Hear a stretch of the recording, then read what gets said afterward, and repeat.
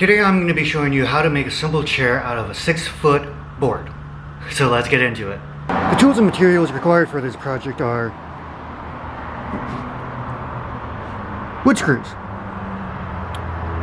pocket hole jig, a pencil, tape measure, screwdriver, a drill, bandsaw, table saw, and 11 by 6 foot by 1.5 inch board. Okie dokie.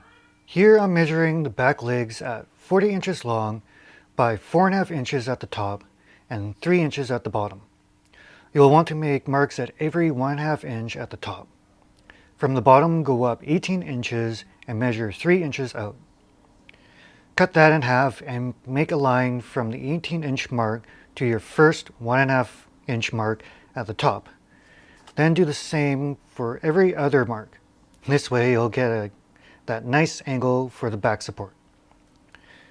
For the front arched rail, I measured 16 inches by 4 inches, back arched rail at 15 inches by 4 inches, and made 2 side arch rails at 15.5 inches by 4 inches. The rest of the measurements, I'll put those in the description. Now, after getting all my pieces marked out, I can take it to either the bandsaw or the table saw, or a better idea is to just, oldest trick in the book. I'm going to measure out 2 inches from each side and find the center point for each board. Then go ahead and make any design for the arch you want. I'm just going for a simple arch. Then off to the bandsaw to cut everything out.